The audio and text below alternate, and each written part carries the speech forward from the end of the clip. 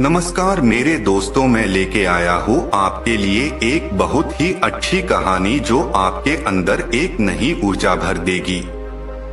तो चलिए दोस्तों शुरू करते हैं।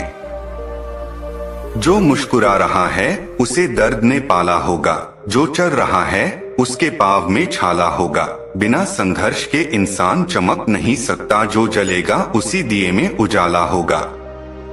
एक बार एक किसान भगवान से बहुत ही नाराज हो गया। किसान बहुत मेहनती था, बहुत मेहनत से वह खेतों में अनाज उगाता, उसकी देखभाल करता, पर अक्सर उसकी फसल खराब हो जाती।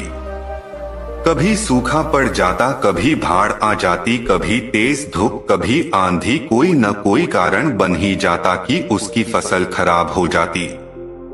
एक दिन वह किसान गुस्से में आसमान की ओर देखकर भगवान से कहा, हे ईश्वर, आपको लोग सर्वज्ञता मानते हैं कि आप सब जानते हैं, कहते हैं कि आपके इच्छा के बिना एक भी पत्ता नहीं हिलता, पर मुझे तो लगता है कि आप छोटी सी छोटी बात भी नहीं जानते।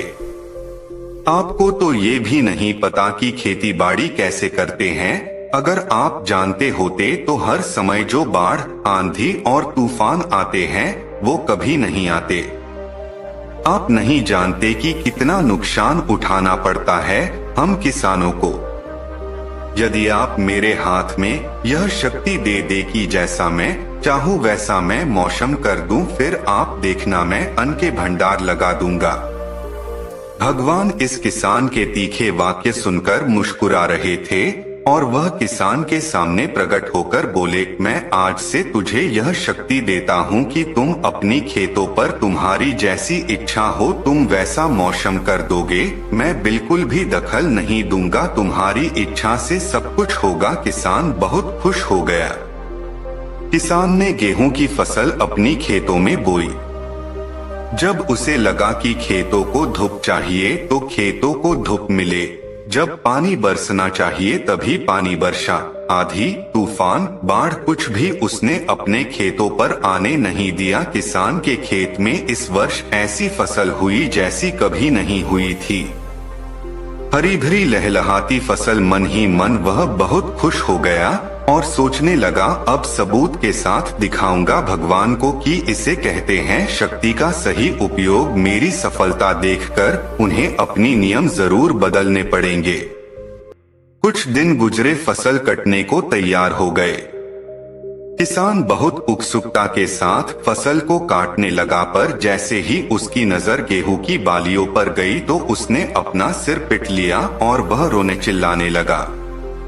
गेहूं की एक भी बाली के अंदर गेहूं का दाना नहीं था, सारी बालियां अंदर से खाली थी। किसान बहुत दुखी हो गया। उसने भगवान को रोते हुए फिर पुकारा, हे प्रभु, तुमने ये मेरे साथ क्या किया? क्या तुमने मुझे कोई सजा दी? भगवान बोले, पुत्र, ये तो होना ही था। तुमने पौधों को संघर्ष करने का मौका ही कहाँ दिया? ना तो तुमने उन्हें आंधियों से जूझने दिया, ना तेज बारिश से सहने दिया और ना ही धूप में तपने दिया। एक भी चुनौती का सामना तुमने उन्हें नहीं करने दिया, इसीलिए सारे पौधे अंदर से खोखले रह गए। जब आंधी, तूफान, तेज बारिश और धूप पड़ती है तभी ये पौधा अपने अस्तित्व को बचाने के लिए संघर्ष करते हैं और इसी संघर्ष से एक बल पैदा होता है जिसमें शक्ति होती है, ऊर्जा होती है। और यही ऊर्जा पूर्ति तेरे गेहूं के दानों की तरह जो नहीं फूटी, तूने उन्हें कठिन परिस्थितियों से गुजरने ही नहीं दिया जहां उनके अस्तित्व का जन्म होता। सारे बालियां इसीलिए खाली है, इसमें एक भी गेहूं का दाना इसलिए नहीं है क्योंकि तुमने अपने पौधों को संघर्ष कराया ही नहीं। याद रखिए, स्वर्ण में सवर्णीय आभा तभी आती है जब वह आग में तपने, गलने और हथौड़े से पीटने जैसे संघर्षों से गुजरता है। कोयले का टुकड़ा हीरा तभी बनता है जब वह उच्च दाब और उच्च ताप की मुश्किल परिस्थितियों से गुजरता है। इसी तरह यदि हमारी जिंदगी में कोई संघर्ष ही ना हो, कोई चुनौती ही ना हो, तो हम भी गेहूं की बालियों की तरह खोखले रह जाएंगे, कोई अस्तित्व नहीं होगा हमारा। विपरीत परिस्थितियां, चुनौतियां, समस्याएं हमें और अधिक निखारती है। यदि जीवन में कठिन परिस्थितियां और चुनौतियां आए तो घबराना मत, बल्कि सामना करना। विश्वास करना कि आप और अधिक निखर जाओगे और अधिक मजबूत बन जाओगे।